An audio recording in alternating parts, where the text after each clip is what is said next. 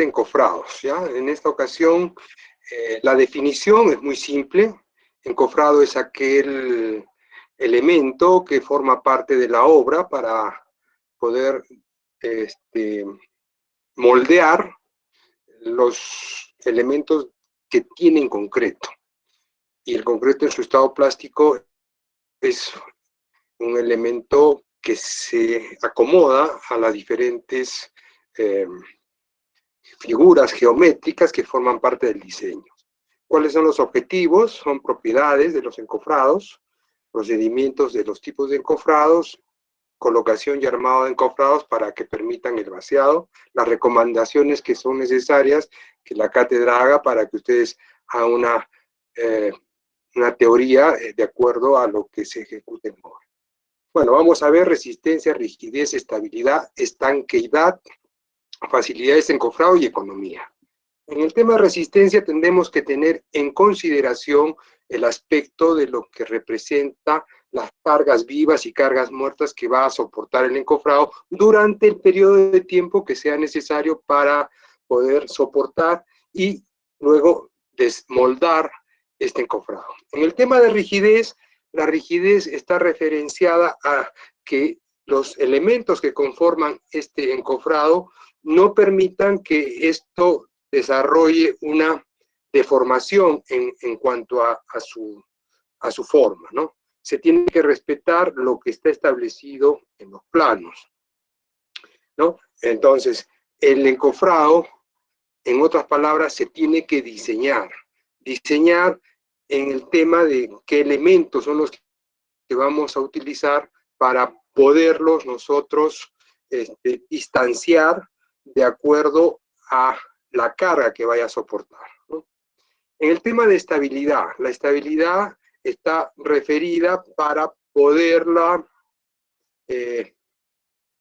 fijar, ¿no? Vemos acá una imagen en la fotografía, y en esta imagen lo que se trata es de establecer apuntalamientos a través de estos vientos que van a evitar de que la columna, ¿no?, que es una forma, vaya a sufrir alguna deformidad y que no quede aplomada, ¿no? Entonces, la estabilidad pretende darle al encofrado justamente ese alineamiento para que esto guarde un aplomo respectivo.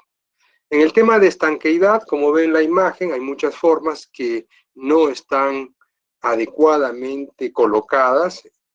Un encofrado tiene varias piezas o elementos, y estos elementos permiten que los finos y la pasta del concreto se pierdan, lo que originaría cangrejeras, y estas cangrejeras serán pues la parte que tenga que picarse o resanarse, o de repente inclusive de pedirle al contratista que pueda retirar, ¿no?, demoler, que creo que eso sería lo más crítico.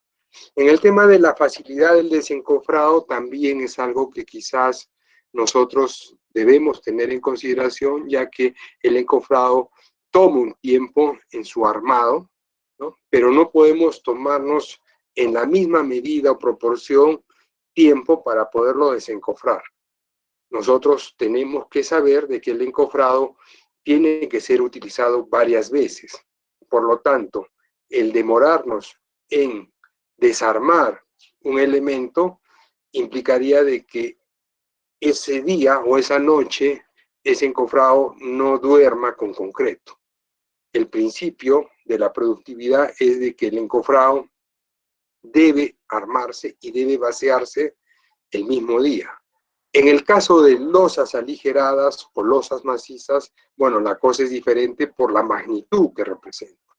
Pero hablemos de columna, hablemos de placas, nuestra proyección diaria debe estar para avanzar de manera constante con este ritmo de obra, ¿no?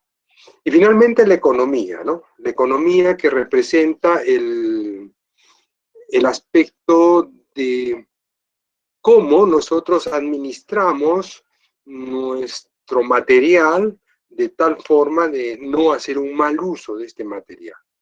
Esta Este encofrado representa de 1/3 o de 1/5, mejor dicho, de lo más pequeño, hasta 1/3 del costo de la estructura, ¿no?, que estamos vaciando, ¿no? O sea, ¿cuánto cuesta una losa aligerada, ¿no?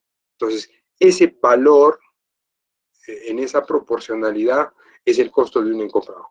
Cuando se encarece esto, cuando a veces los obreros están utilizando material, cortando tablas que han sido dispuestas de manera permanente en el tema de la disposición, ¿no? Entonces, hay que organizar, hay que establecer parámetros dentro de obra para que esto no ocurra, y que los ayudantes, que en este caso no serían sino oficiales, los que trabajan con los operarios, que es gente que hace el encofrado, no esté matando, digo matando en el tema de cortando elementos para poderlos utilizar en algo que les está haciendo falta, a sabiendas de que esa madera es necesaria de repente para el encofrado de un aligerado, ¿no? En el aligerado nosotros necesitamos tablas de 3 metros o 3,60 metros, que son las de 12 pies, y en la parte previa, cuando estamos encofrando sobre cimientos, nos vamos a colocar en el punto de cortar esa tabla en 3 pedazos, ¿no? Y a la hora que nos toque hacer el encofrado del aligerado, ya no hay esa tabla.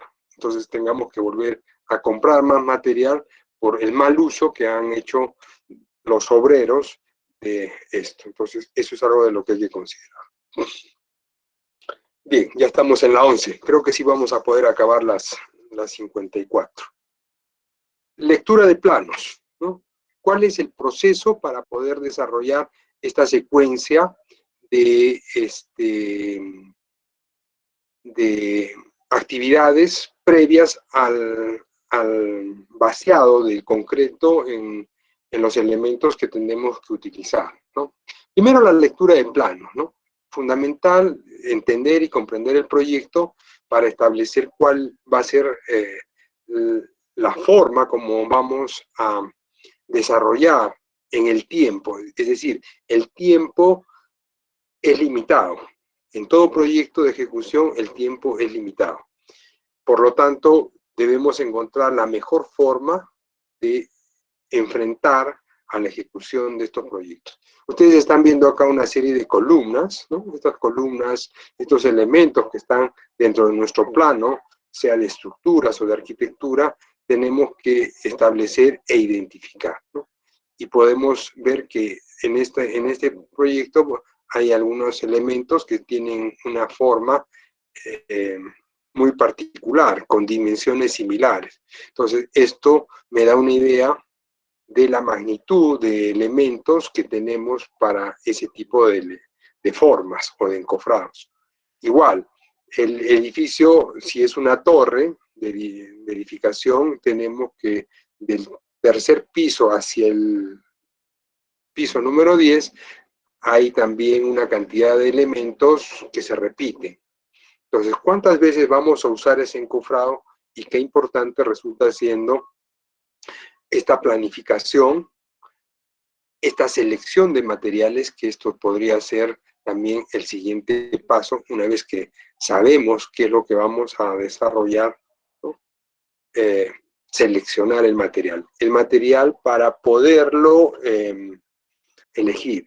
Podríamos hablar de encofrados de madera, podríamos hablar en encofrados metálicos o en encofrados de plástico, que también ya están en el mercado, para tomar una decisión. Ahí incide un poco el tema del ritmo de obra que nosotros vamos a dar, el peso que eso tiene. Y eso es parte del diseño y de la planificación, ¿no? Diseño y planificación representa que el encofrado debe diseñarse para las condiciones de carga que va a tener al momento de ser utilizado.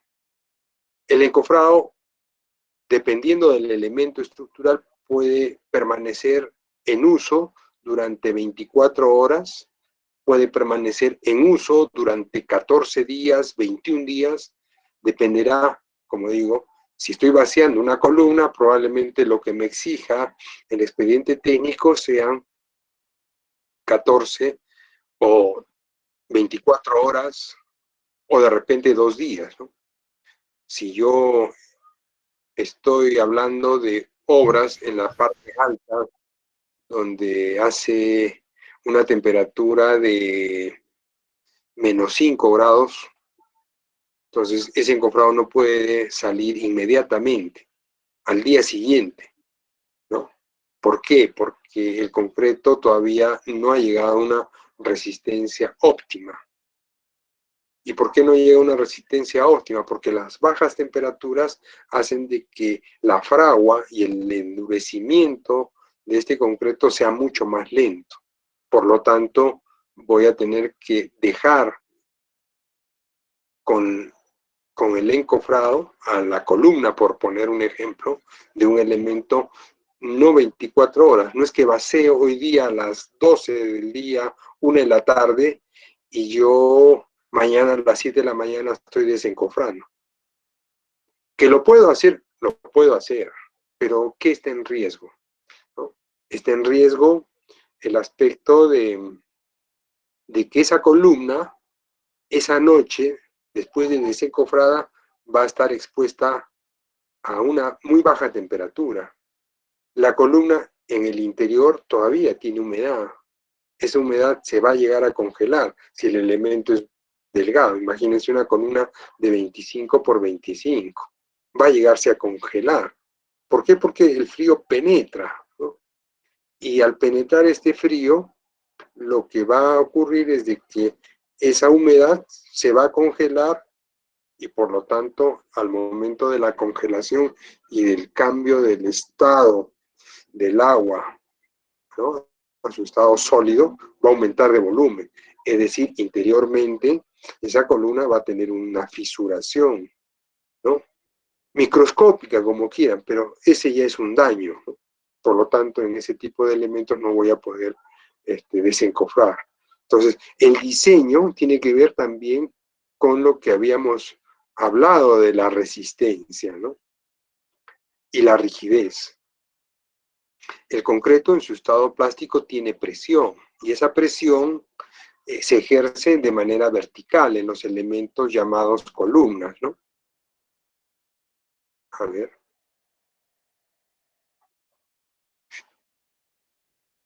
No me quiere funcionar el lapicito, a ver. Lapicito, préndete y ya está, ¿no?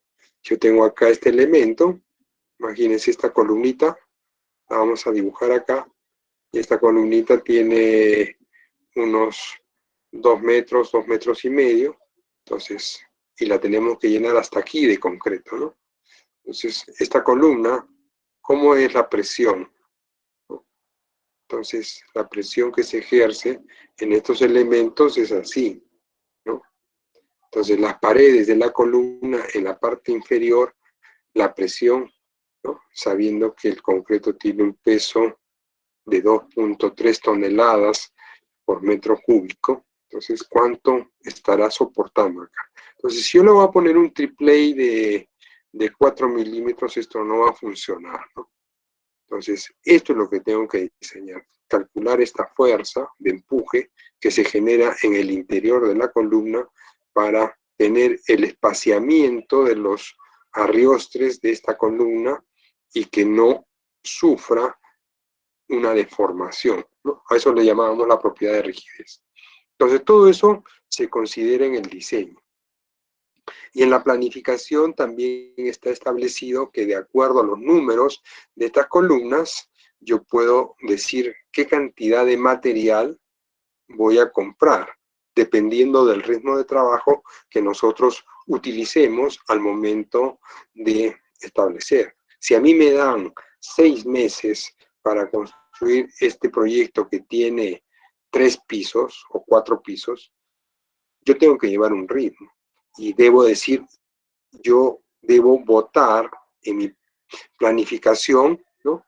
En el primer mes ya tengo que estar vaciando el primer nivel, ¿no? En el segundo mes, el segundo nivel. ¿no? O de repente a los 15 días, depende de lo que yo quiera. Entonces, eso es planificar, ¿no? Establecer estos hitos que son referentes para poderlos marcar y en función de estos hitos poder adquirir la cantidad de madera. Eso va a representar cuánto de madera vamos a comprar. Suponiendo de que yo tenga acá, ¿no?, en una planta, columnas números, estas son una C1, y acá esta C1 tengo pues unas 4 C1 o 5 C1, y aparte tengo la C2, que son otro tipo de columna con otra sección y son mucho más, ¿no? Entonces, ¿cómo adquiero y cómo planifico? O sea, yo no voy a comprar para cada uno de los elementos madera, ¿no? Entonces ya, suponiendo que la elección ha sido a la madera, en la lectura de planos es lo que estamos haciendo. Entonces, en la planificación yo tengo que decir, bueno, ¿con cuánta gente vamos a trabajar? 3 equipos de carpintero. Cada carpintero, ¿cuántas columnas tiene que entregarme de acuerdo al rendimiento? 4 o 2. Por el grado de dificultad, de repente acá hay una placa, ¿no? Esa no, pues, esa placa será pues una placa, ¿no? La placa P1. Entonces, en función de esto, nosotros determinamos la cantidad de formas. Ahora, este edificio tiene 4 pisos.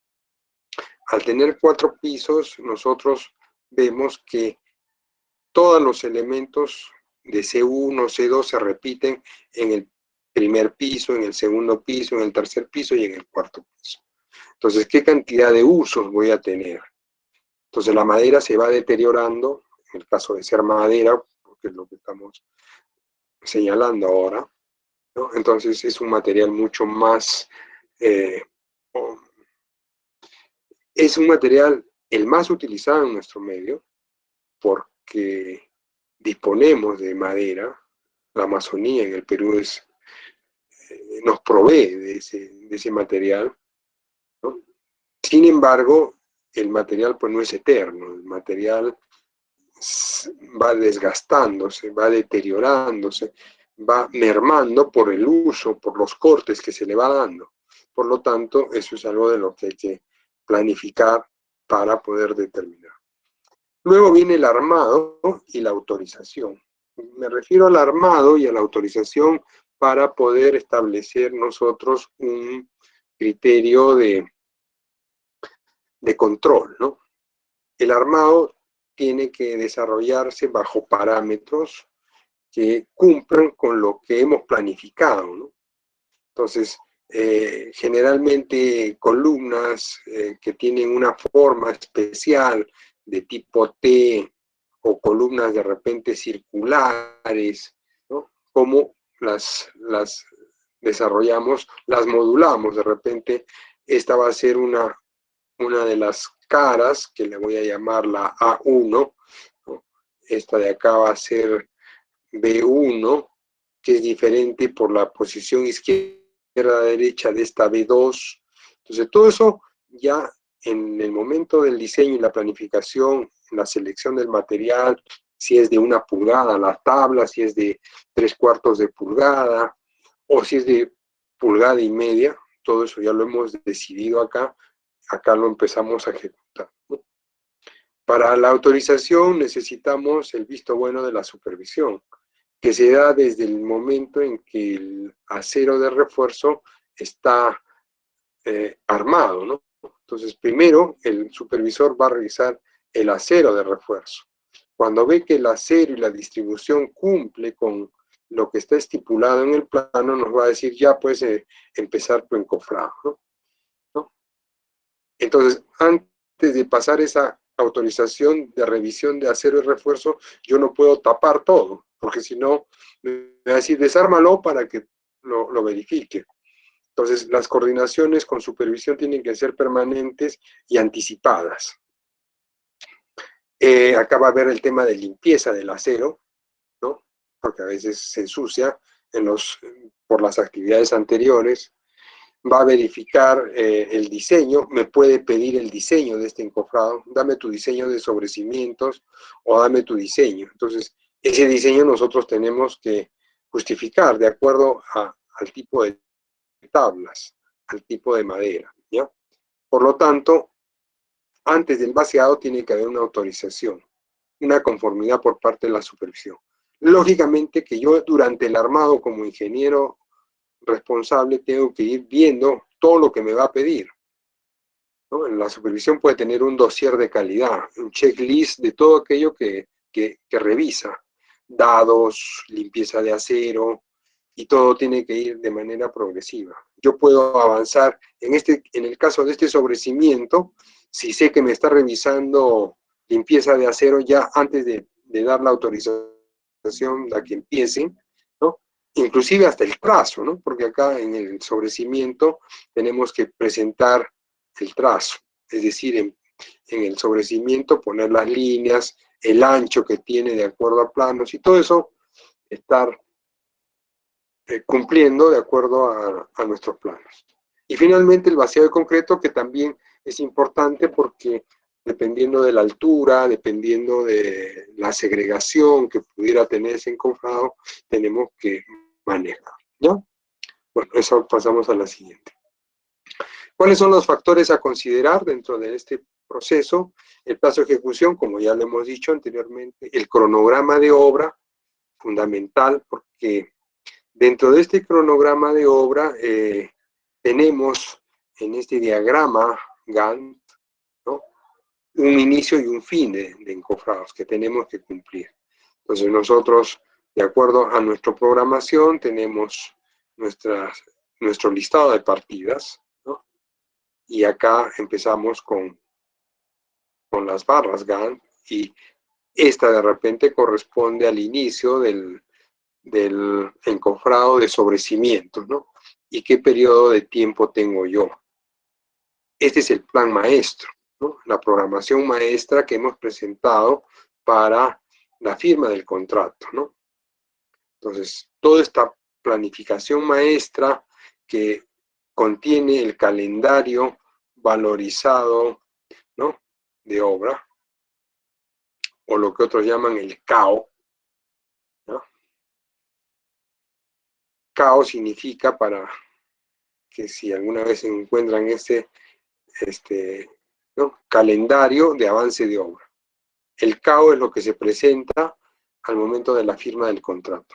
Entonces, yo necesito cumplir con estas fechas, entonces, para programar el ritmo de obra que tenemos que tener, por decir, esto es sobrecimientos, y en sobrecimientos yo tengo un total de 90 metros lineales de sobrecimiento, ¿no?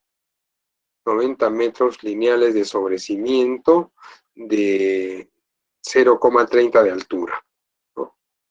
Tengo 40 metros lineales de sobrecimiento de 0,50, porque tengo dos alturas de sobrecimiento, porque hay un desnivel, ¿no? Y de estos 90 tengo en muro de cabeza y en muro de soga, ¿no? Entonces, ¿cuánto debo hacer diario si yo tengo acá 7 días? ¿No? Si yo tengo 7 días, tengo que avanzar una cantidad todos los días para cumplir con esa meta, ¿no? Entonces, todo me obliga a comprar, si quiero ser un poco consecuente con lo que estoy diciendo, si son 90 metros, ¿no?, dividiría entre 7, ¿no? Pero lo que tengo que ver es lo que es de cabeza y lo que es de soga. Determinar si el rendimiento en cabeza es lo mismo que es en soga. No, si es lo mismo, no hay problema. Ok. Entonces, todo esto se rige a este cronograma. Lógicamente, importante manejar para un control el expediente técnico y cuánto me están pagando por la madera, ¿no? Cuánto me pagan. En el caso de este encofrado, tengo que establecer la tabla que voy a comprar para este encofrado. ¿Va a ser de cuánto? ¿De 1 pulgada? ¿De 3/4? ingeniero, si es de 30, no es necesario que sea de 1,5 pulgadas, ¿no? La presión en 30 centímetros no es fuerte. Sí, pero si vas a comprar una tabla, que esta tabla la puedas usar después de sobrecimientos, de repente en lo que son frisos, de repente en lo que son la madera que vas a utilizar en las columnas, que sí va a resistir presión. Entonces, esta madera, por la elección de esto, como dije, corresponde a que no solamente la vas a usar en sobrecimientos, sino que también podrías utilizarla en columnas. Es decir, después de hacer los sobrecimientos ya no hay nada más que hacer. O sea, toda esa madera, terminamos sobrecimientos y ¿a dónde pasa? Pasa a columnas. Termina columnas. ¿Dónde la puedo utilizar? En frisos.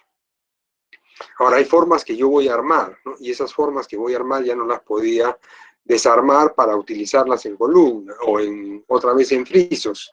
Por eso. Entonces, aquella madera que queda fija, porque estamos utilizándola para esta columna tipo T y esta columna tipo T se va a utilizar, vamos a decir, esta es la T1.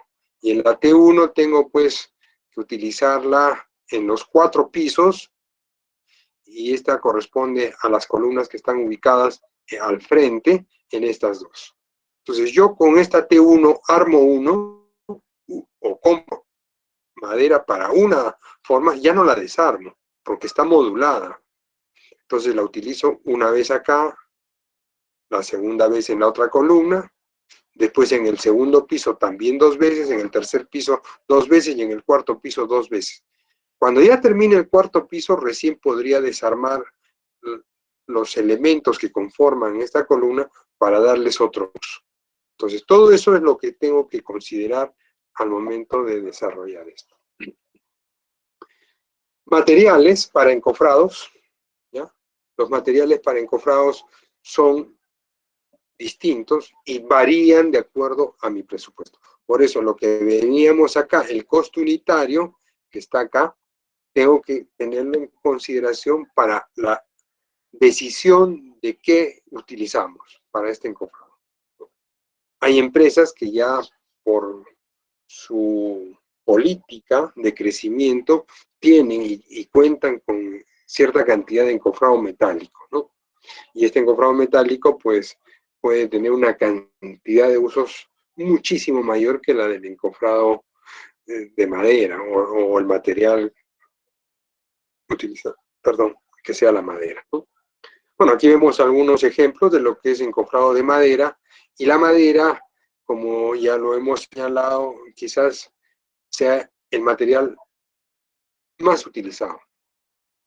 Ahora, yo cuando he hecho supervisión a veces me traen pues madera revieja, ¿no? Y eso es algo de lo que no se puede permitir, no por el hecho de que sea,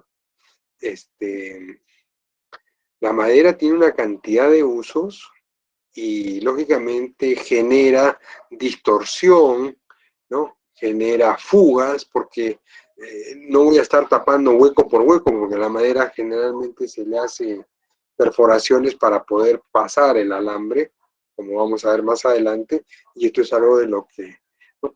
Es un material bastante versátil, se puede utilizar la madera de complementar algunos encofrados metálicos cuando faltan cerrar algunos espacios, porque el encofrado metálico no lo puedo estar cortando. Entonces estas formas de encofrado metálico, de acuerdo a la dimensión del elemento que vamos a hacer, me puede faltar de repente 2 pulgadas, y esas 2 pulgadas, ¿cómo las cubro? Entonces mando a preparar un elemento de madera y la madera entra ahí en ese encofrado metálico, ¿no? Entonces, en una obra no puede faltar la madera como material de construcción, ¿no?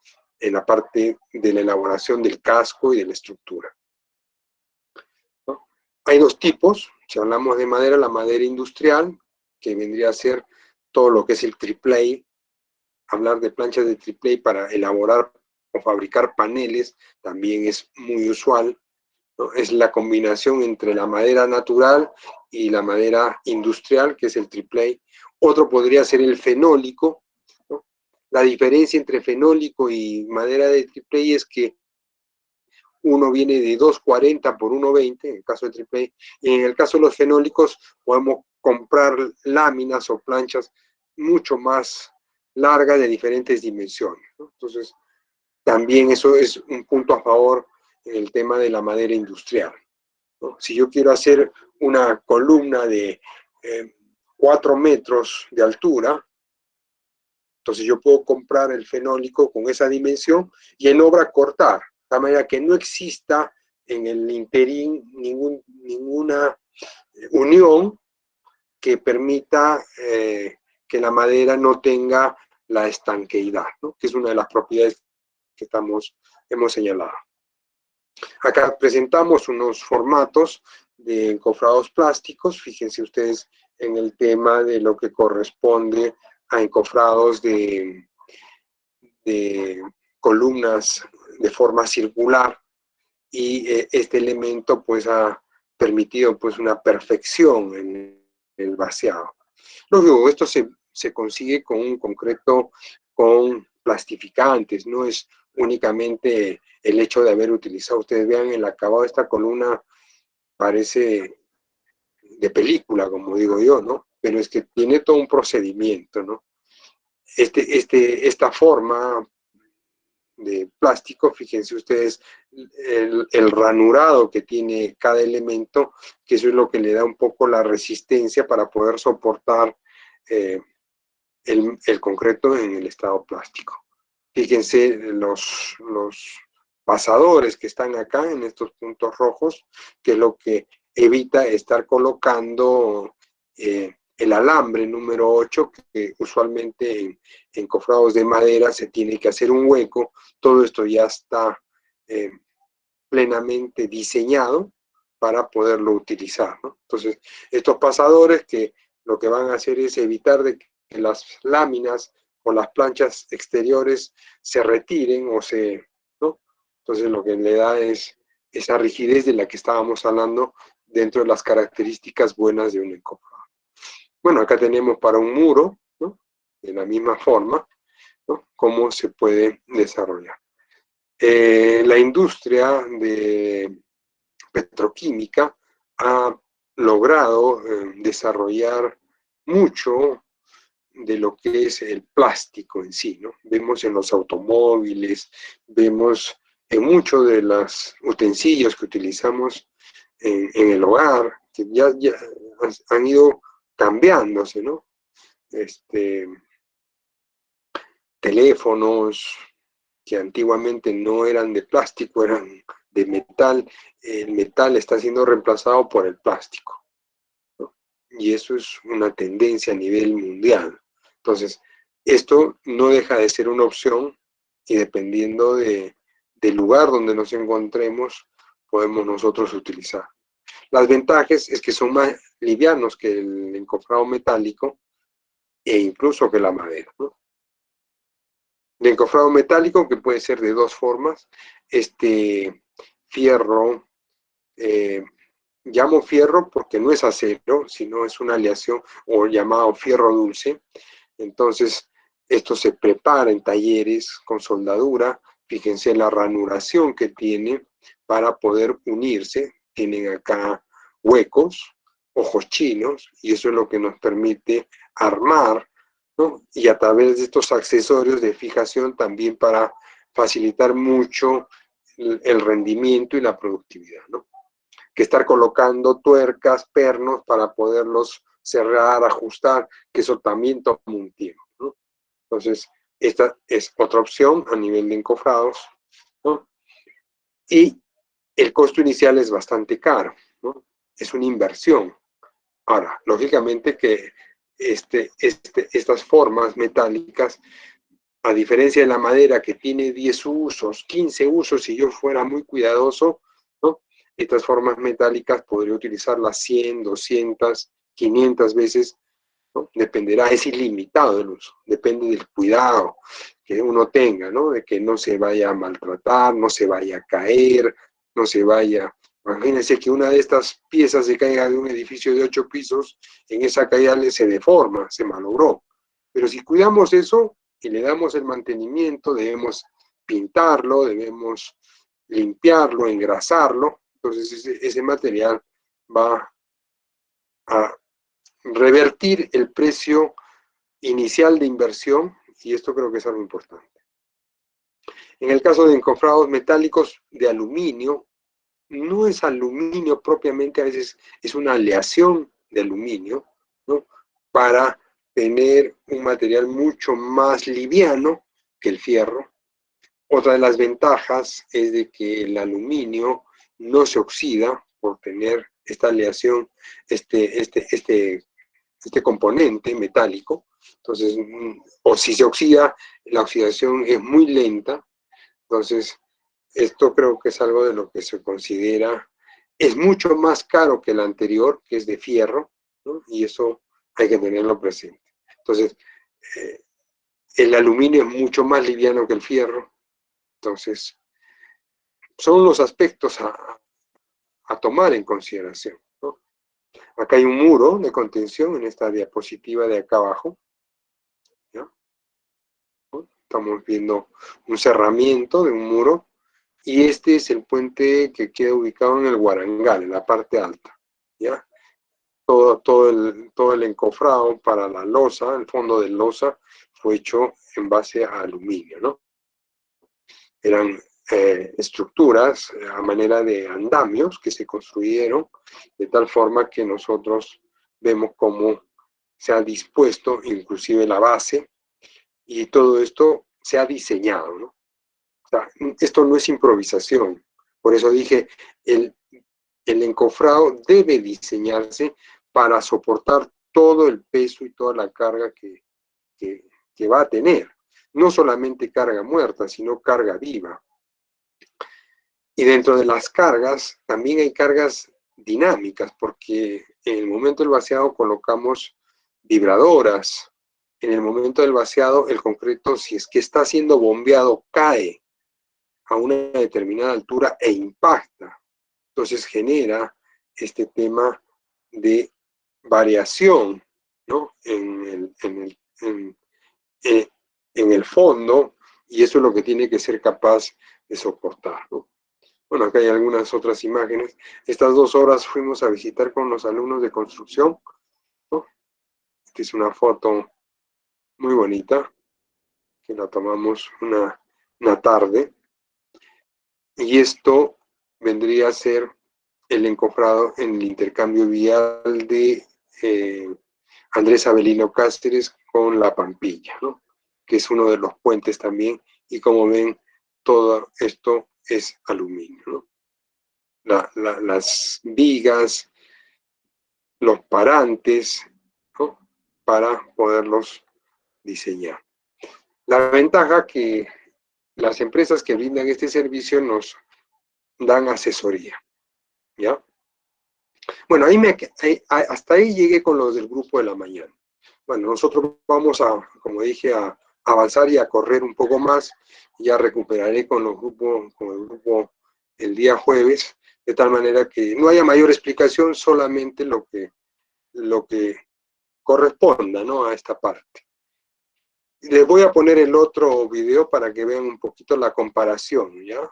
Porque ahí sí me explayo un poco más, dándoles mayores detalles, pero dada la decisión de los grupos, creo que yo debo respetar eso. Bueno, ¿cuáles son las cualidades de la madera en contacto con el concreto, ¿no? Ya hablando un poco más del tema de este material propio, ¿no? La madera es fibra. Esta fibra definitivamente va a tener un contacto con un material que al momento de entrar en el mezclado con el agua, en contacto con agua, genera una reacción, ¿no? Cuando uno agarra cemento con las manos o concreto, de manera permanente, las manos empiezan a quemarse, a rajarse, ¿no? Por eso los albañiles utilizan guantes de jeve, utilizan botas de jeve. Entonces, si nosotros utilizamos madera, esa madera también puede sufrir, y lo que pretendo es de que tenga mayor durabilidad. La durabilidad la voy a conseguir protegiendo la madera con alguna sustancia que impermeabilice, es decir, que no permita que el agua de ese concreto que contiene esta lechada de cemento la vaya a deteriorar. Entonces, por eso es que se recomienda que en el caso de madera se le aplique antes de poder iniciar el encofrado una capa hecha a base de cualquier sustancia grasosa. Se utiliza por lo general el petróleo o el aceite quemado, a veces el aceite de los motores de los autos, que se los mezcla con, con petróleo para poder rebajar y que no sea tan denso, y se lo deja oreando, ¿no? Eso va a proteger la madera, eso va a evitar de que la madera se deteriore rápidamente. Y consecuentemente, al no tener la humedad, porque no va a penetrar, porque estamos aislándola con esta grasa o este petróleo, ya no va a alabearse. El alabeo es al igual que la albañilería, ¿no? Se empieza a deformar y a hacer la tabla que inicialmente estuvo rectita, ¿no? Una tabla que inicialmente, cuando la hemos comprado, era así, ¿no? De repente, al cabo de 3, 4 usos, esa tabla empieza a tener esta forma, ¿no? Un poco alabeada, ¿no? Entonces, esto no me ayuda, no me sirve. Otra de las cosas, de las consideraciones, es de que esta deformación pues, va a hacer de que pueda haber un incremento en el mayor concreto que va a entrar. Otra cosa que puede aplicar es de que la supervisión no me autorice el vaciado porque está deformado. Necesito cepillar, entonces, desde el uso de la madera, tratando de evitar que entre en contacto con humedad y se doble, se deforme, hasta el almacenamiento tienen que ver, ¿no? Entonces no debe hincharse al ser mojada, y sabemos que de manera permanente va a estar en contacto con agua porque ese es su trabajo. Entonces, el aislamiento con petróleo es importante. Que la madera no sea ni de granos gruesos ni granos finos. Yo tengo un libro espérense un ratito. No, es el libro del Acuerdo de Cartagena. A ver,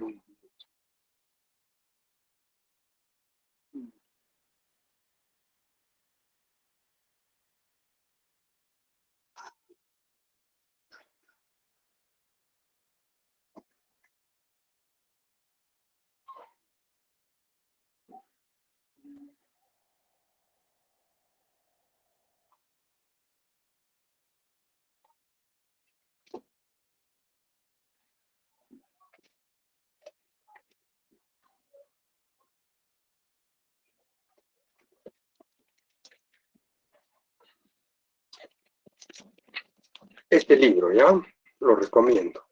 Porque en este libro nos indican las calidades de madera. Voy a buscar la clasificación que hay de maderas, lo voy a escanear esa hoja y voy a ver cómo se las llevo a pasar. Pero se llama Manual de Diseño para Maderas del Grupo Andino, ¿ya?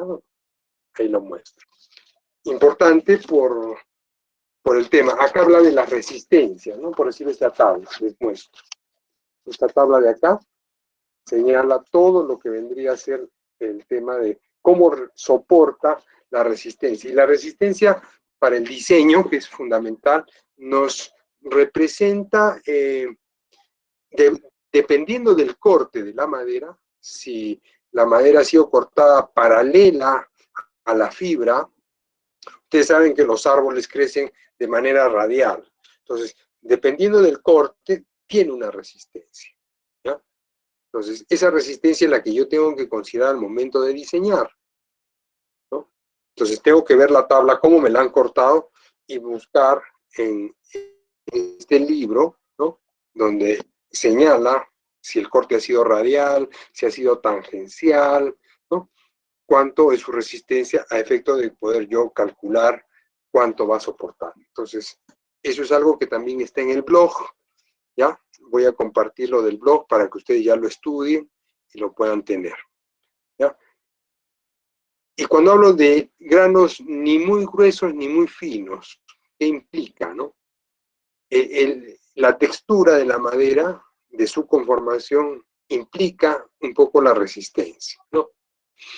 Al tener granos muy gruesos, la madera es un poco más,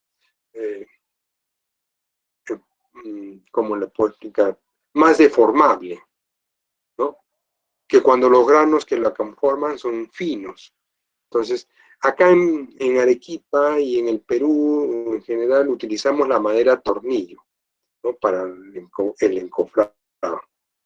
Otra madera que se utiliza es la copaiba, ¿no? Entonces, con esos términos, ¿no? Usted va a la barraca y pide que madera resistente, ¿no? A diferencia de las maderas blandas, entre comillas, como son el cedro, ¿no? Que podría utilizarse para un encofrado, sí, sí se podría utilizar, porque el cedro también tiene resistencia, ¿no? Pero uno, que está prohibida ya; dos, que es muy cara, a diferencia del tornillo, ¿no? La comercialización en este tipo de madera se da por pie cuadrado y hay una diferencia, ¿no? Y el otro aspecto a considerar es la humedad que debe tener, ¿no? Dice, ni muy verde ni muy seco, ¿no? ¿Por qué? Porque al momento de cortar las maderas del tronco, al estar demasiado verde va a ser deformable, necesita tener un tiempo de secado para que en ese periodo de tiempo la resistencia de esta madera se aumente. Bien, ¿cuáles son los elementos componentes de un encofrado, ¿no? Esto está también, que lo tienen que estudiar en el archivo que se les ha enviado de este Servicio Nacional de Aprendizaje, para que ustedes lean, vean, analicen. Eso también es motivo del examen, ¿ya? Por favor. ¿Cuáles son estos elementos del molde, no? Que dan al hormigón. Hablar de hormigón o hablar de concreto es lo mismo, nos referimos al mismo material, ¿no? La forma y el acabado previsto, ¿no? Ya eso lo acabamos de decir al inicio, ¿no? O sea, lo que estamos buscando dentro de nuestro proceso constructivo es que en el plano hemos leído que la sección de la columna es una sección de 40 por 40, ¿no? Y que esa columna tiene una altura de 3 metros, y que en la base tiene una fundación o una cimentación de una zapata de 1,20 por 1,20. Entonces, la meta es que esto no lo voy a hacer en una sola armada, ¿no? Nosotros vamos por partes. Primero hacemos el plantado del acero. Una vez que tengamos plantado la parrilla de la zapata, ¿no? Y el acero de refuerzo, nosotros vamos a proceder a vaciar la zapata. Después de vaciar la zapata, vamos a vaciar la columna. Entonces, vamos por partes. Acá se va a formar una junta fría, ¿no? ¿Esto se podría hacer? Sí, es factible. Pero ¿cuánto tiempo nos demandaría, no? ¿No? Fíjense. Pero es factible, sí. ¿Cómo suspendemos esto y que no caiga dentro? ¿No?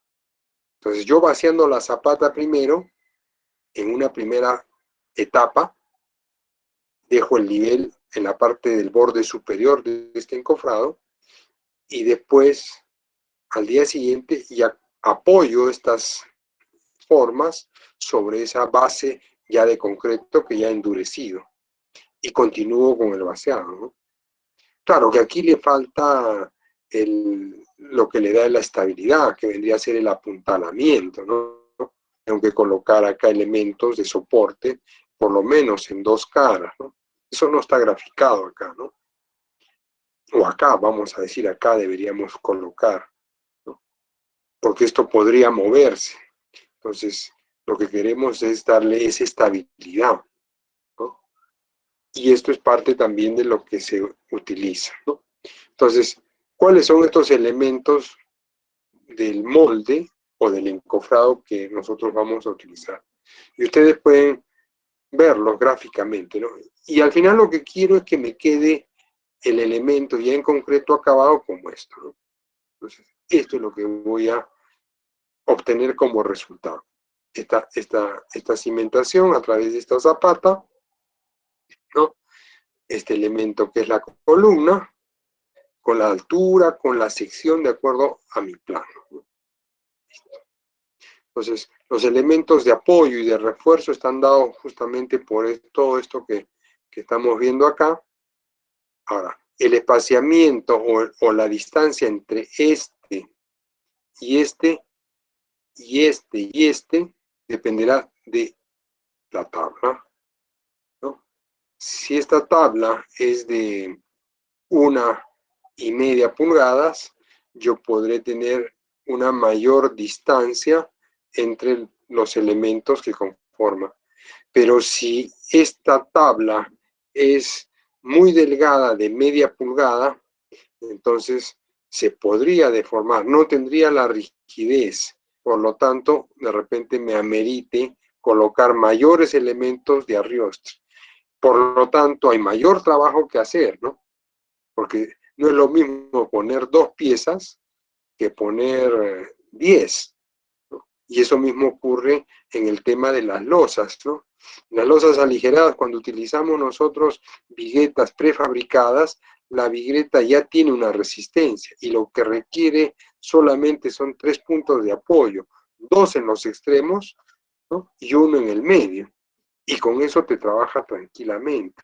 Ahora, depende también de la luz, ¿no? O sea, estoy un poquito haciendo una comparación. ¿Por qué? Porque ya lo que está soportando y resistiendo en la losa ya es la vigueta prefabricada de concreto, ¿no? ¿Dónde he determinado este aspecto, señores? Eso lo hemos determinado en el diseño, que es de lo que ya habíamos hablado hace un momento, ¿no? Entonces, ahí yo tomo la decisión. ¿Cómo vamos a trabajar acá?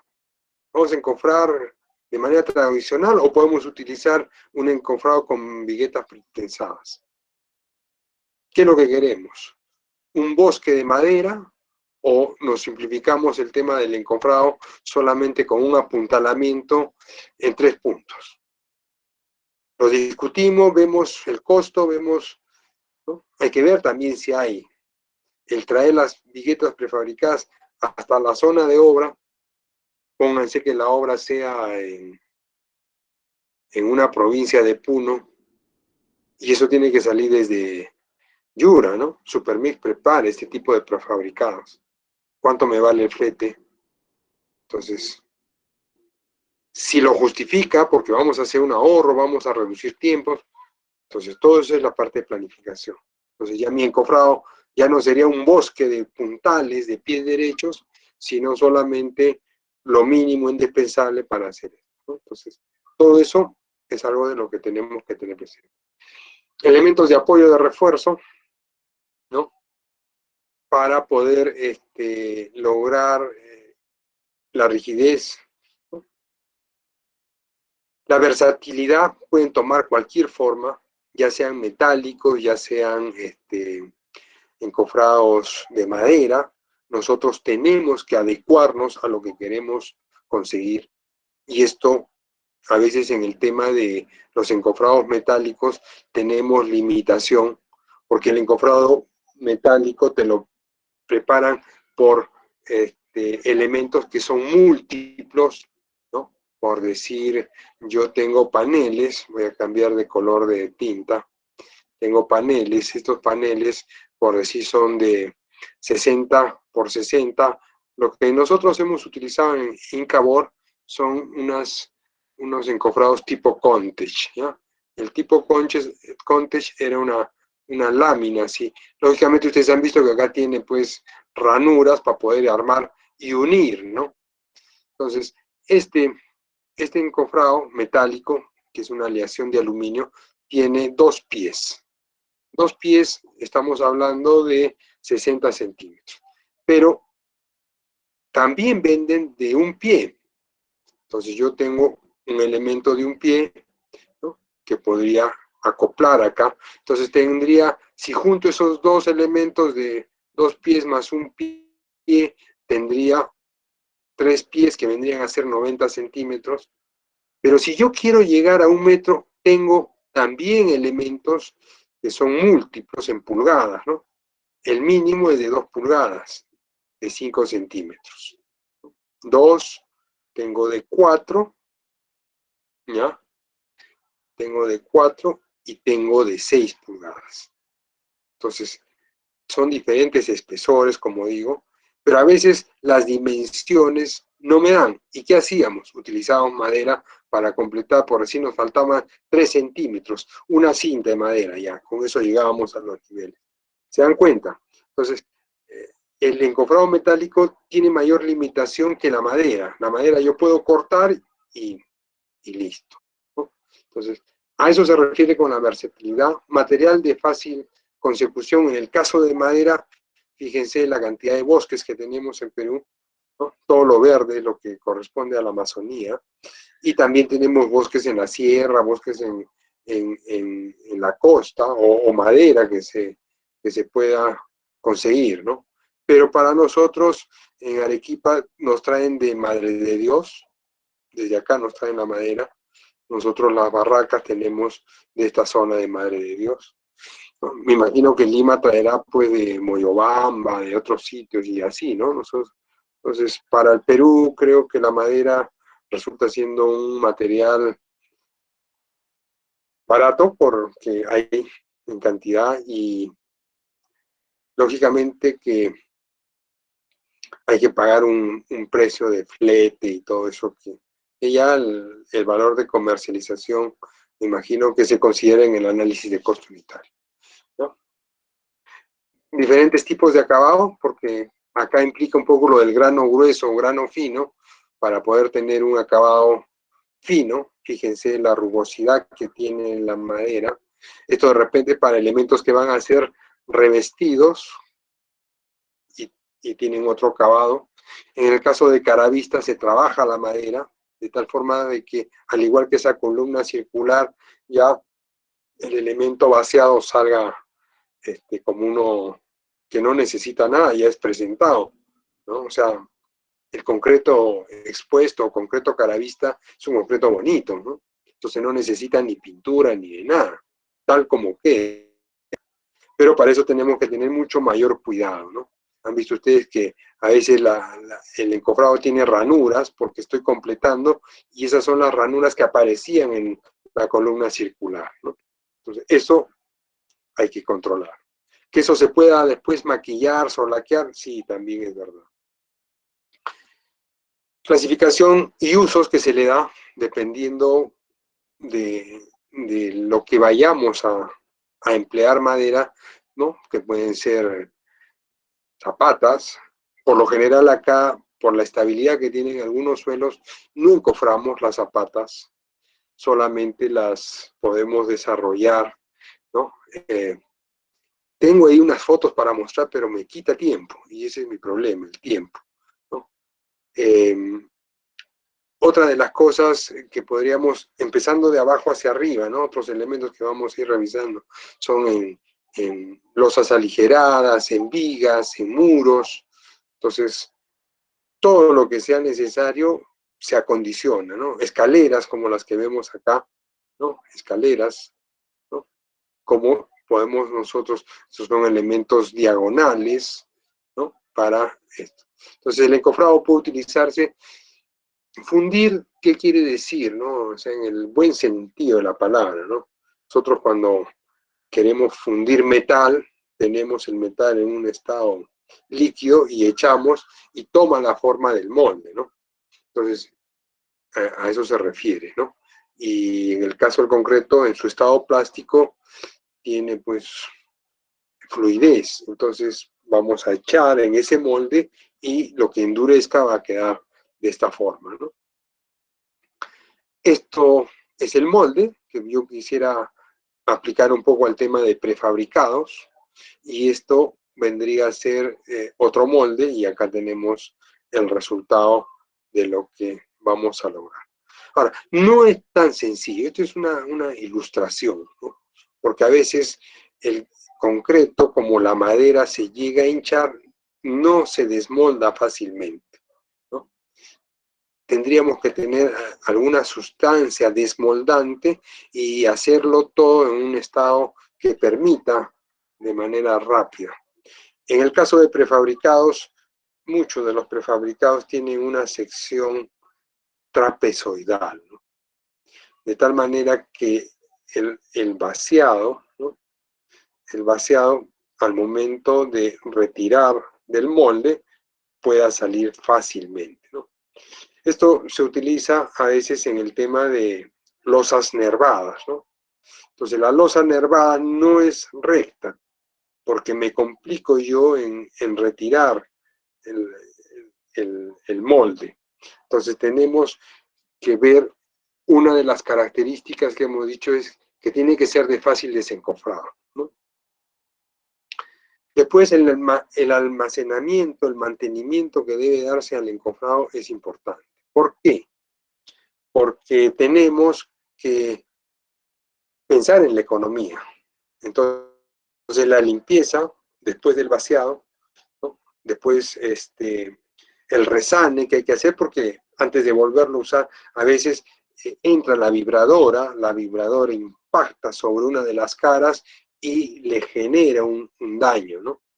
Sobre todo en encofrados expuestos, ¿no? O para concreto caravista. Entonces, en el concreto caravista, el encofrado tiene un tratamiento. Después de cada vaciado, todos los elementos que conforman este encofrado son llevados al banco de carpintería para poderlos resanar, poderles volver a aplicar una capa de protectora. Ya no hablamos de petróleo, ni de grasa, ni de aceite, sino ya de una laca. Es como aplicar una mano de pintura, ¿no? Un barniz, entre comillas, ¿no? De tal forma de que esto genere pues una superficie muy lisa para el desmoldado y para la presentación de ese concreto caravista. En varios de los colegios en los que he trabajado en la época, en la década del 90, que eran colegios del INFES, ¿no?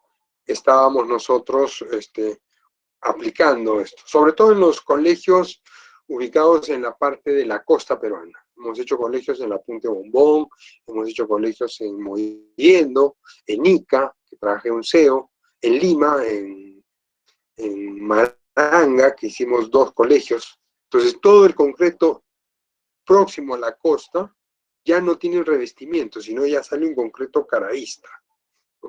¿Para qué? Porque ese caravista, bueno, es un concreto mucho más presentado, mucho más impermeable, porque los agentes que van a trabajar en estos elementos de concreto son agentes eh,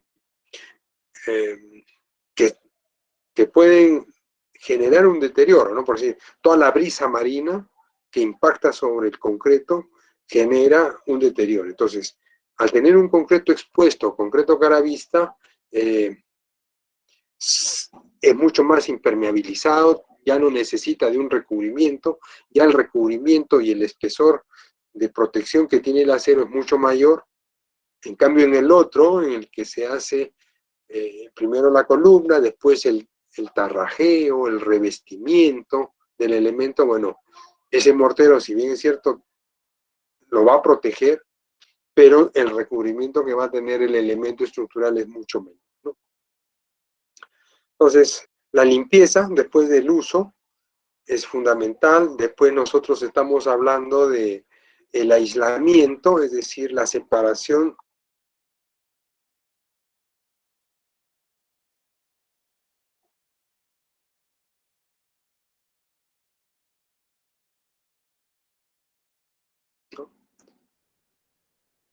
que le debemos aplicar y el almacenamiento, ¿no? Las tablas deben colocarse de manera una sobre otra. por dimensiones. El peso mismo de las tablas, una sobre otra, lo que va a hacer es de que este material no se alabee, que es algo de lo que habíamos dicho anteriormente, ¿no? Entonces, el ingeniero de obra debe dar la orden a su equipo de carpintería de que, al igual que el acero de refuerzo se va ubicando por secciones, ¿no? Fierro de media, fierro de 5/8, y cada uno tiene una ubicación dentro de este taller de fierrería. Igual, en el taller de carpintería, las tablas y las maderas deben estar. La retacería a un lado. Después podemos hablar de barrotes, comprendidos entre 50 centímetros y 1 metro. Barrotes comprendidos entre 1 metro y 1,50 m. Barrotes o maderas, tablas, todo lo que tenga de 1,50 m a 2 metros, de tal manera que sea fácilmente ubicable y evitemos que los obreros, porque hay una ruma de madera que no ha sido seleccionada, ordenada, chapen la que tengan a la mano y corten, ¿no? Entonces, el orden es fundamental al momento del almacenamiento, ¿no? Eso es algo de lo que tenemos que tener en cuenta. Entramos un poco en el tema del diseño, que era uno de los puntos que hemos visto al inicio, ¿no? De estos cinco etapas o 5 partes. No, el diseño tiene que ser simple. Simple por el hecho de que tenemos que armar formas que no demanden mucho tiempo. Entonces, la simplicidad permite una mayor productividad al momento de armar el encofrado. Que haya simetría, ¿no? Simetría para poder desencofrar, ¿no? Estas tapas, ¿no? O sea, ¿qué quiere decir? Por si vamos a hacer una columna T, ¿no? Vamos a hacer una columna T. Entonces, esta columna T, de acuerdo a nuestra característica del plano, tiene pues secciones de 80 por, ¿no? Esta placa en esta parte de acá tiene 80 centímetros. Esta de acá tiene 20 centímetros. Okay. Y estas dos caras tienen 30 centímetros. Listo. Entonces, ¿cuál sería la simetría? Entonces yo puedo decir, voy a considerar que esta sea una pieza en L, ¿no? Igualita a esta de acá, ¿no? O sea, de la misma característica, ¿no? Esta va a ser una tapa, esta va a ser la otra pieza, una sola de 80, y estas dos tapas iguales. Entonces, hay una simetría para el armado, ¿no? Esta la puedo llamar la pieza 1A, es igual a esta, sea que la utilice, ¿no? En una posición o en la otra. Habrá veces en que es izquierda o es derecha, y eso tenemos que definirlo al momento de planificar el diseño, ¿no? Entonces, ¿esto qué genera? Que yo, retirando esta tapa y esta tapa, ya prácticamente fácilmente, ¿no? Desmoldo esta de acá, ¿no? Y las otras dos de acá, ¿ya? Entonces, a eso me refiero con la facilidad en el aspecto simétrico. Quitando estas dos, pum, lo demás ya sale. Bien. O de repente yo tenga primero que retirar esta y esta. Con estas tres, todo lo demás. ¿Qué tipo de gancho voy a utilizar? ¿No? De repente no voy a utilizar alambre, porque el alambre daña la madera, y lo que vamos a utilizar son pasadores. Entonces los pasadores son como lo que vimos en el encofrado de plástico, ¿no? Son unas T's que se manda a preparar de acuerdo a la sección, y tiene rosca en el otro extremo, y se utilizan maderas para poder. Entonces, la columna o las tapas de esta columna, sacando estos pernos, caen, ¿no? El encuentro en las esquinas, cómo va a ser, eso es otro de los aspectos a considerar, ¿no? Entonces, todo eso es lo que el ingeniero que conoce tiene que dar indicaciones al maestro y el maestro a su equipo de carpinteros o al capataz. Oye, así vamos a hacer y este va a ser, ¿no?, la manera como vamos a trabajar estos elementos. Ya, maestro, entonces empiezan ellos primero a trabajar todas estas formas, ¿no?, en el banco de carpintería y lo van preparando y ya tienen armado, ¿no?, esta columna C1 que dijimos que era la que se iba a repetir, una de estas, ¿no? ¿Por qué? Porque de acuerdo al avance, de acuerdo al ritmo, necesitamos una de estas. Una de repente es circular, otra de repente tiene otra sección. Entonces, cada una ya tiene sus maderas y esas no se tocan. Nadie las tiene que tocar hasta que terminemos los 4 pisos, hasta que terminemos los 5 pisos o lo que sea, ¿no? Entonces ya, inclusive hasta se codifica, ¿no? Esto hace de que el diseño, pues, que nosotros estamos planificando sea una economía. Al decir nadie toca estas tablas que son parte de este encofrado, no vamos a estar cortando, sino vamos a respetar todo el proceso, ¿no? Bueno, acá hay un poquito de este aspecto de qué es lo correcto y qué es lo incorrecto al momento de poder desarrollar, ¿no? Y hacemos un acercamiento para que ustedes lo vean. Es incorrecto de repente colocar el clavo de manera perpendicular al elemento.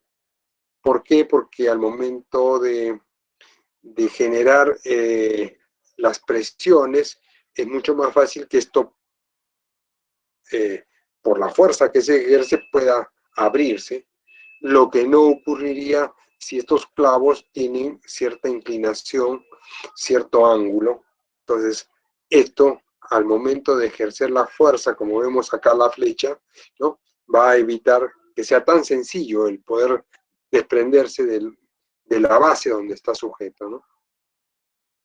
Y fíjense acá, ¿no?, que los clavos son mucho más, perdón, acá en este caso, ¿no?, el clavo no se ha metido hasta el fondo.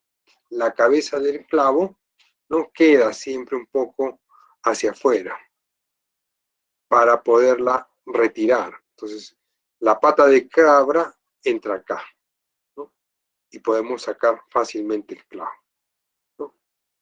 Acá vemos que no clavar hasta el fondo. Quizás acá había un error en cuanto al concepto, ¿no? Porque este clavar hasta el fondo me va a demorar en poder sacar. Entonces, lo correcto, ¿no?, nosotros vamos a tener que... Acá había un error, ¿ya? Eso corríjanlo, por favor, porque esto es lo correcto y esto sería lo incorrecto, ¿no? Los clavos en ángulo mejoran la resistencia, a diferencia de esto, ¿no?, que va a permitir de que no se pueda retirar. En este aspecto, ¿no?, este clavo colocado en este punto de acá, ¿no?, me va a facilitar, a diferencia de este clavo que me va a impedir sacar esto, ¿no? Entonces, ¿qué es la manera correcta? Tratar de que no haya un cruce en las dos tapas exteriores. Entonces, yo retirando este clavo, o sea, sacándolo, porque la cabeza, como ustedes ven, ha quedado un poco retirada, ¿no? Entonces yo puedo jalar este clavo, soltarlo aquí, inmediatamente toda esta pieza que está acá, que está achurada, va a salir, ¿no? Eso no ocurriría acá, ¿no? Y en este caso, el ochavado, que es justamente a la forma, al biselado que se le da para poder retirar esto. Entonces, todo esto que les estamos explicando, los maestros ya, los carpinteros, los operarios viejos, ya saben, ¿no? Entonces el ingeniero simplemente recalca, les recuerdo, por favor, esto vamos a ver, ¿cómo lo están haciendo? Al maestro, que es el que está ahí observando, ¿no? En cambio, este tipo de unión no es factible de esto. Acá voy a de una vez a corregirlo.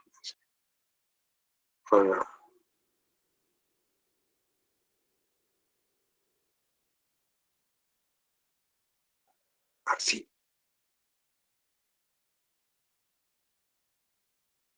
Ya. Ok. Muy bien. Acá tenemos ya formas, ¿no? La forma sale con facilidad. Cualquiera de estos dos casos, ¿no? Dependerá de cómo tengamos nosotros que desarrollar. Pero es mucho más importante ver que los dos elementos que están en la parte inferior, yo no genero ahí un montaje, ¿no? Eso es lo que a veces los maestros, yo he visto, que desarrollan. Entonces, ponen esta así, ¿no? Esta acá, ¿no? Y la otra vez es acá, ¿no? O sea, para tratar de cerrar. Entonces, esta pieza está llegando hasta aquí. Lo más simple y sencillo es que las dos se apoyen, ¿no? Y en el caso de una losa, te da el fondo de la viga, ¿no? Este es el barrote, estas son las dos tablas que conforman, y a veces este ya el encofrado de la losa aligerada. Y fíjense, está montando por debajo. Se hace muy difícil el momento de desencofrar el aligerado, sacar esto de acá. Y muchas veces la viga tiene que quedar más tiempo. La losa aligerada por su livianez, ¿no? Y no ser importante, podemos desencofrarla mucho más pronto, ¿no? Y esto es algo de lo que tratamos de evitar, ¿no? Entonces, el punto que la losa del aligerado, lo explico con un dibujo, creo, de manera más simple. Punta lápiz. Ok. Esta es la viga. La viga va a permanecer, como dije, mucho más tiempo apuntalada, ¿no? Entonces, yo necesito, el fondo de viga definitivamente queda, ¿no? Queda. Si yo le meto un clavo acá, no voy a poder sacar esto. Entonces, la forma de armado, para que el fondo de viga permanezca mucho más tiempo encofrado, porque es un elemento que está soportando mucho más peso, ¿no? Entonces, debo dejar libre. Lo que voy a poder sacar son los frisos, ¿no? O las tapas laterales. ¿Y cómo hago para que esto salga? ¿No? De tal manera que no haya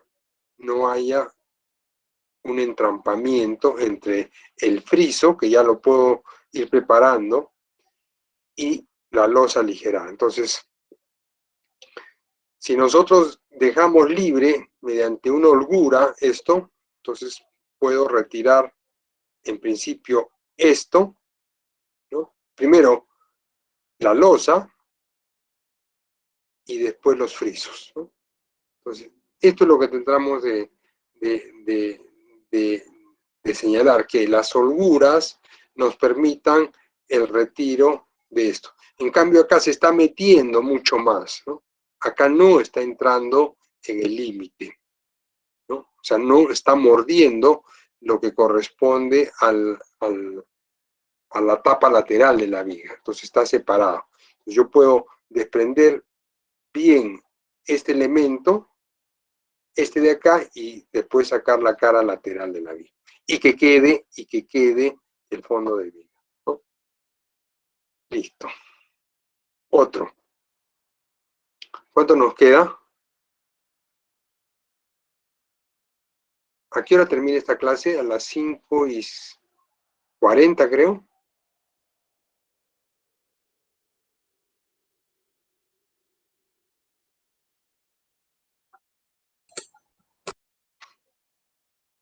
Faltan 20 minutos, ¿no? Listo.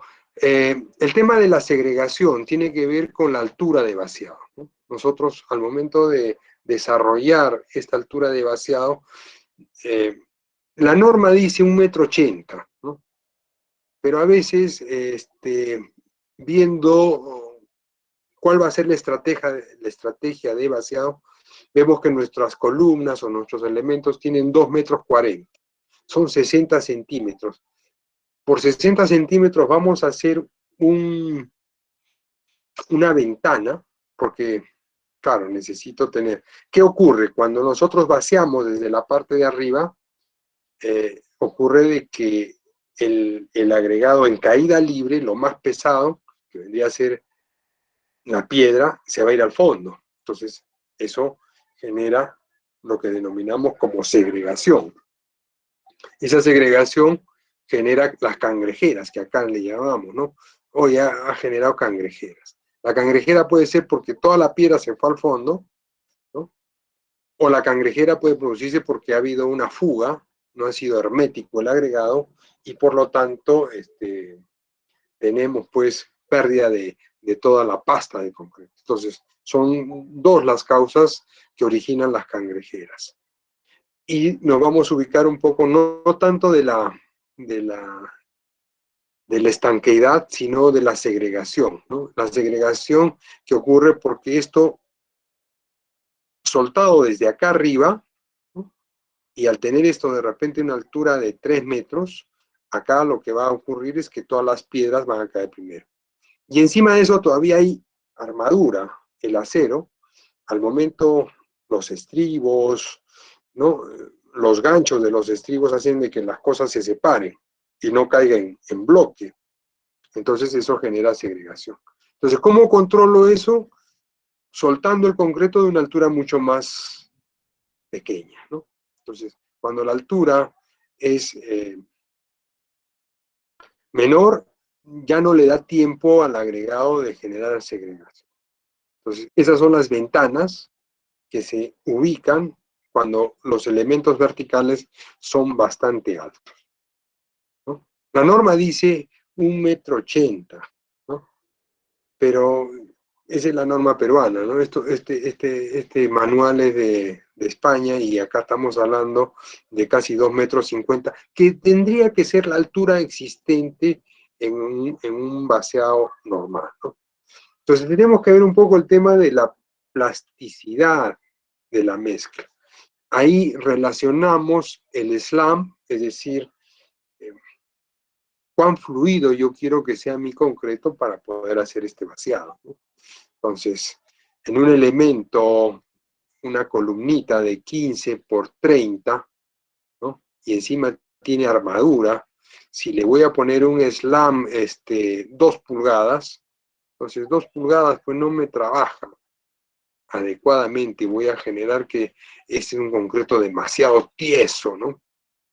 Entonces necesito un poquito más fluido. ¿Para qué? Para que pueda entrar con tranquilidad, ¿no?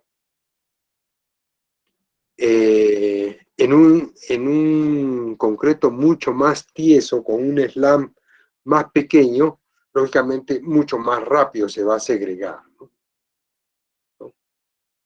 En cambio, a veces los maestros también ya echan agua por acá, ¿no? Echan agua con cemento, arena y piedra, pero es agua. Ah, ok, eso como si fuera autonivelante, ¿no? Va llegando, no necesita, ni vibración necesita. Pero veamos la resistencia que va a tener ese concreto. Entonces, apliquemos el criterio de las ventanas para elementos bastante altos y por esa ventana nosotros vamos a introducir el concreto, llegamos al nivel inferior de la ventana, colocamos la tapa y continuamos desde la parte superior. Entonces mi recomendación es quizás en obra, elementos de un entrepiso que tiene 2,40, no es necesario hacerle una ventana. Pero elementos que ya tengan 3 metros, 3,50 m, sí, necesitamos hacer estas ventanas. Esto es en el caso de muros, y en el caso de ventanas también podemos utilizar este tema Otra de las cosas que debemos utilizar son las aberturas para el tema de instalaciones, ¿no? Pensemos de que no vamos a dañar después el encofrado por tener que hacer esta perforación. Entonces, en el tema de pases para tuberías en instalaciones sanitarias, ¿no? Se deja estos, ya se manda a preparar estos tubos. Este tubo ya tiene un cortagua, así se le llama, es decir, el tubo ha sido preparado con un anillo alrededor, ¿no? Esto se supone que es de fierro, ¿no? Probablemente después se ubique acá la tubería de plástico de PVC, o de repente esto es parte ya del, del accesorio que vamos a colocar, pero este rompeagua, que es viéndolo en planta o de frente, es así doble anillo, ¿no? Entonces va a evitar de que cualquier fluido vaya a filtrar, haga este recorrido y vuelva a salir, ¿no? Entonces nos evita las pérdidas de humedad. Que si yo pongo el tubo liso, se va a filtrar al costado de las paredes del tubo, ¿no? Entonces todo eso se manda a preparar con tiempo. Y en el encofrado ya tenemos que ir dejando. Este es de un tanque cisterna en el colegio Juan Pablo Vizcarra Guzmán, que estuvimos ejecutando, ¿no? Bueno, acá está la ilustración que señala esto, ¿no? Para poder dejarlo. Pero lo más correcto, en vez de dejar el pase, ya poner el accesorio como corresponde, ¿no? Ahora, en el encofrado de tanques, de muros, se utilizan las juntas water stop, ¿no? Entonces, una junta water stop no es una cosa que, imagínense una manguera con dos alas, ¿no? Estas alas normalmente tienen 4 pulgadas y las aletas que tiene la manguera tienen un ranurado así medio sesgado, ¿no? Zigzagueado, ambos lados, ¿no? Pero no hay... Y este es el ancho de la junta que nosotros vamos a colocar. Entonces, en un elemento como este, que es un muro, ¿no? Nosotros el muro tenemos que ponerle juntas, porque si no le ponemos juntas, nosotros vamos a ver que este muro va a empezar a tener fisuras. Entonces, la junta va a venir ahí, ya, la junta va a venir ahí, y esto va a generar problemas. Mira, tendría para mostrarles fotos, amigos, pero ¿no? La verdad, tengo que seguir avanzando. Ahí el tanque cisterna que se hizo en la obra de del Colegio Claret, ahí hemos utilizado una junta fría y en esa junta fría hemos tenido que colocar esta junta de water stop para poder evitar filtraciones, ¿no? Y esto era entre la zapata y el paramento del muro. Ahí tengo algunas fotos, pero como repito, tengo que correr. Vanos para puertas y ventanas, también ya desde el encofrado vamos viendo la ubicación de estos elementos. A veces son dinteles que tienen que estar en el encofrado, ¿no? Esto por lo general se habla en obras de muros de corte, de lo que ya les había contado, que se construyen los muros, las instalaciones y todo lo que le corresponde, y se deja el espacio que le corresponde a la ventana. Entonces, los últimos edificios que se están construyendo, multifamiliares, ¿no? Están diseñados en concreto armado, en su totalidad. Todo lo que son muros y todo lo que son las losas, ¿no? O sea, es un edificio bastante rígido. Entonces, para poder establecer, ya debemos dejar en el encofrado, al interior, dónde va a ocurrir o dónde va a estar la ventana, ¿no? O el dintel de la puerta, ¿no? De tal manera que no tengamos que estar picando, ni mucho menos. Entonces, en el vaciado ya sale todo el molde. Hay formas, por decir, en Incabor, cuando hemos hecho todo el cerco perimétrico, ya las formaletas, que eran de aluminio, tenían esta manera de texturado de ladrillo, ¿no? Entonces nosotros sacábamos, desmoldábamos y parecía como que era un muro de ladrillo, ¿no? Y no era ladrillo, sino era puro concreto armado, ¿no? Pero que ya tenía esa forma de ladrillitos ubicadas, y eso es parte de lo que también ya viene en las formas. Bien, en el tema de la comercialización, ¿no? Es importante hablar de las escuadrillas. La escuadrilla no es otra cosa que la sección transversal del elemento, ¿ya? Y la sección transversal es justamente lo que ustedes están apreciando aquí, ¿no? Esta es la sección. Esta es la sección transversal de esta pieza, ¿no? Y todo esto es en pulgadas, ¿no? Entonces la comercialización nos van a dar las secciones que nosotros requiramos. Por así pueden ser para las soleras, ¿no? Estas secciones de 4x4, ¿no? 4 pulgadas por 4 pulgadas, ¿no? 4 por 4 pulgadas. Cuando ustedes vayan a la barraca, y vamos a dejar un trabajo para que los grupos visiten barracas, se den cita ahí en la Mariscal Castilla, ¿no? Llegan de Madre de Dios piezas de madera muy grandes, ¿no? Yo hablo de repente de 3 pies, ¿no? O de 2 pies a veces, por un pie, ¿no? O por un pie y medio. Entonces, esto es lo que llega en los camiones, en los trailers. Entonces, eso tenemos que cortarlo nosotros. Y yo puedo comprar una pieza de esta forma, porque a mí me dan el precio por pie cuadrado, ¿no? Lo que se vende ahí es por pie cuadrado. Entonces, si tiene un pie, yo quiero sacar todo en tablas. Y quiero que el espesor de esta tabla sea de 1 pulgada. Entonces, en 3 pies yo podría decir, me van a salir 36 tablas. ¿Por qué? Porque un pie tiene 12 pulgadas. Y si yo quiero tablas de 1 pulgada, ¿eso qué quiere decir? Que son 12, por cada pie me salen 12 tablas. Nada, señor, eso es una mentira. ¿Por qué? Porque hay una merma. La cinta de corte en los aserraderos tiene 1/4 de pulgada. Es decir, que por cada 4 cortes que yo realice, a mi madera, allí hay 1, 2, 3, 4, he perdido 1 pulgada de madera, que se ha hecho aserrín, ¿no? Entonces, a veces conviene mucho más ya comprar las tablas cortadas, ¿no? Pero a veces nosotros no queremos todo tabla, necesitamos cuartonería, y es algo de lo que podríamos elegir, ¿no? Ahora, definitivamente hay un precio y una diferencia en el precio de tablas que en la compra o en la adquisición de madera de esta naturaleza. Eso también les voy a dejar como tarea para que vayan a averiguar a los aserraderos. ¿Listo? Entonces, acá hay algunas secciones utilizadas de manera frecuente en lo que vendría a ser la escuadrilla para ciertos elementos, ¿no?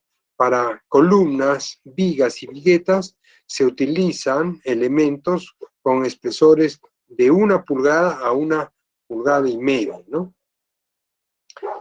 Y de 7/8 de pulgada hasta 1 pulgada 1/4. O sea, se imaginan, ¿no? No estoy hablando no estoy hablando de la otra dimensión de la sección, sino del espesor E, ¿ya? En el caso de muros de cimentación y vigas principales, la sección E, ¿no?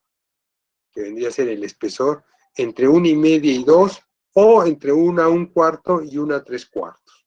Normalmente recomendamos esta de acá, para los que son muros de cimentación que van a soportar bastante presión, y esta de acá para los fondos de viga, ¿no? Principales.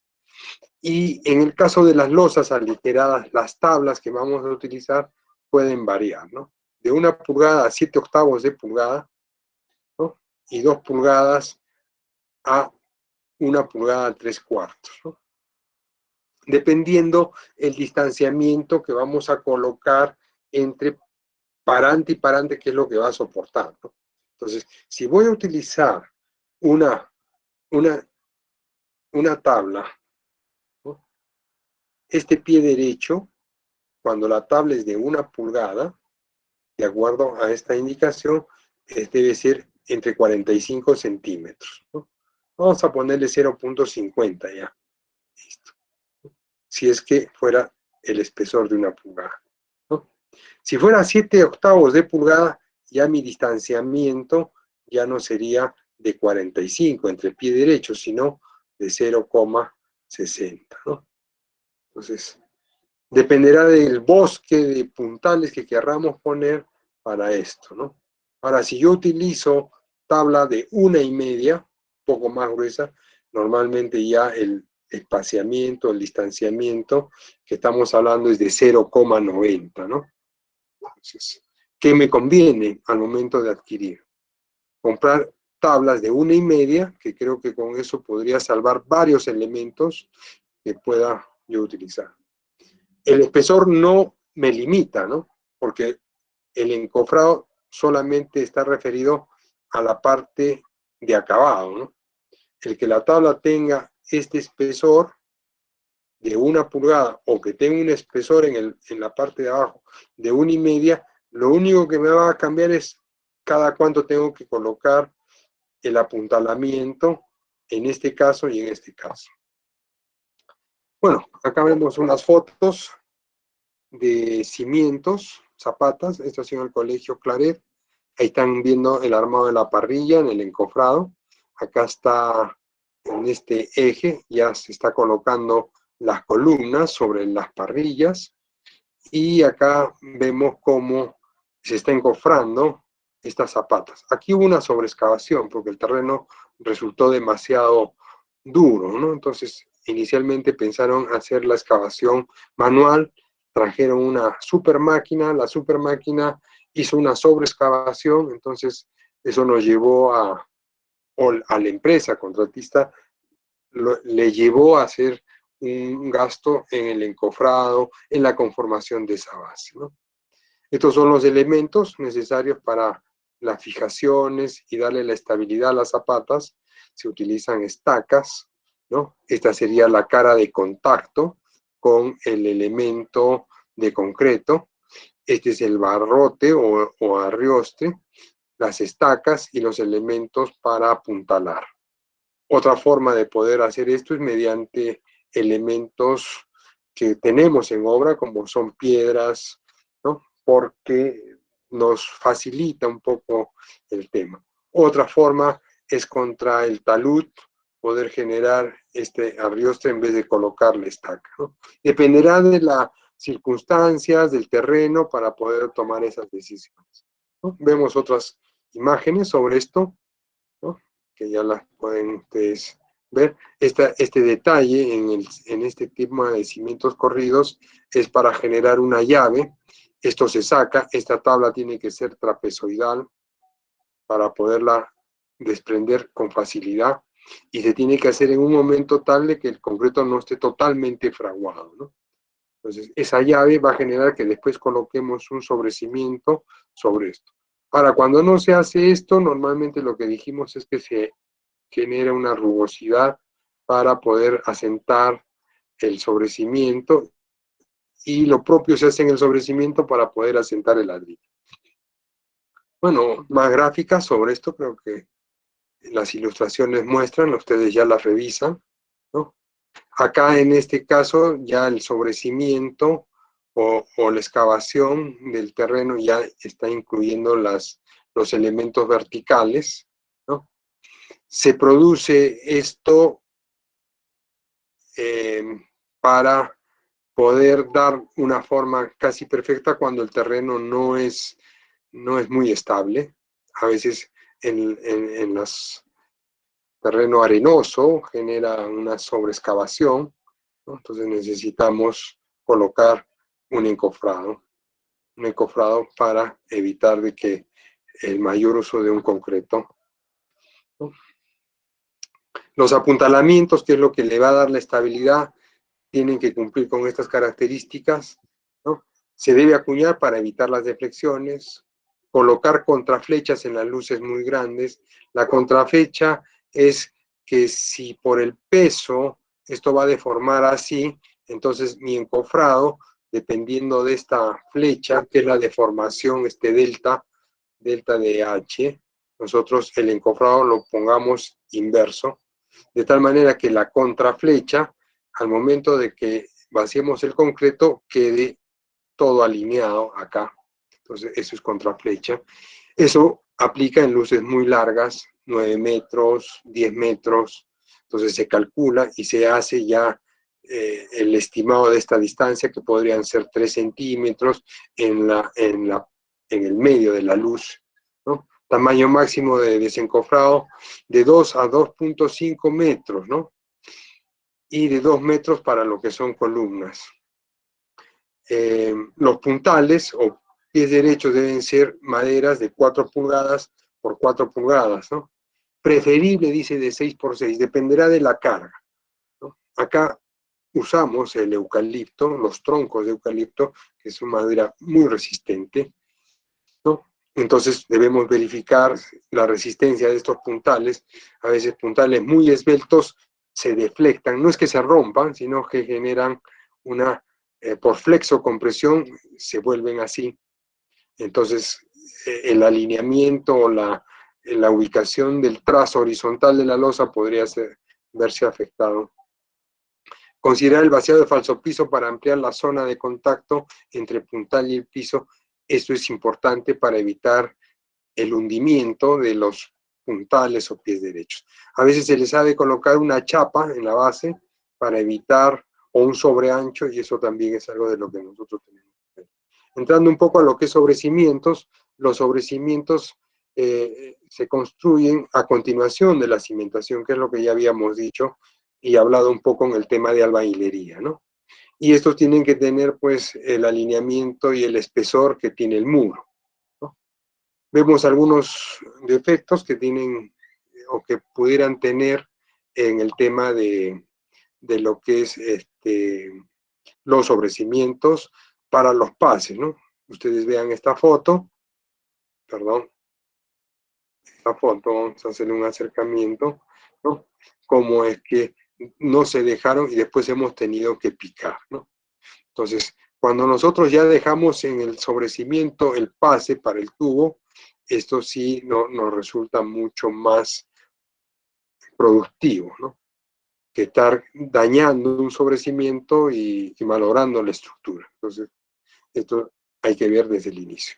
Creo que estamos en la hora.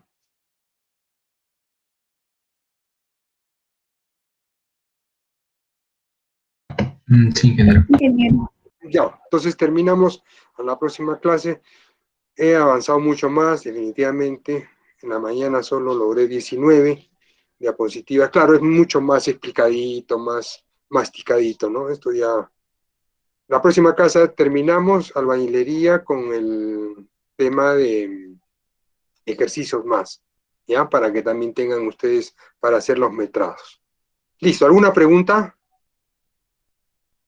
Sí, ingeniero. En presencia Sí, de cangrejeras, ¿la solución sería reparar con el mismo concreto utilizado o se necesita otro material o qué se puede hacer? claro, para hacer una cangrejera, si en el caso el encofrado no ha resultado bueno, tendríamos que picar todo hasta encontrar concreto bueno y sano. Necesitamos utilizar aditivos porque el concreto nuevo con el concreto viejo a veces no va a adherirse correctamente, va a haber una junta fría, ¿no? Entonces, para evitar de que esa cangrejera no esté bien resanada, se utilizan dos materiales. Primero, el concreto, el área de contacto donde va a estar la cangrejera, se tiene que echar un epóxico que pegue concreto viejo con concreto nuevo. Y el concreto nuevo debe ser preparado con otro aditivo que lo que genera es una expansión, porque el concreto en su estado fresco es plástico, pero en el momento que empiece ya a secarse el concreto, empieza a contraerse. Y esa contracción hace de que reduzca su volumen. Entonces, tenemos que utilizar estos dos tipos de aditivos. Entonces, es preferible hacer un buen encofrado Preferible no tener cangrejeras porque el costo que representa la reparación o el resane de estas cangrejeras es caro, ¿no? Ahora, yo sé que algunos maquillan, le echan un poquito de arena fina, ¿no? Los maestros están acostumbrados a ese engañar, ¿no? Pero cuando uno ya es zorro viejo, como digo, a ver, saca, quiero ver, empiezo a revisar, se nota inmediatamente, ¿no? No, a ver, descubre, pasa la manguera, échale agua porque ya lo maquillaron, ¿no? Entonces es preferible tener un buen encofrado. Entonces, no es que vamos a botar la columna, no es que vamos a botar, las cangrejeras pueden ocurrir. Muy bien, ¿alguna otra pregunta? Listo, entonces nos vemos el próximo jueves. Cuídense, hasta pronto, y ya el próximo jueves debemos acabar este capítulo. Hasta el jueves, ingeniero. Solo Hasta el jueves. ingeniero, buenas noches.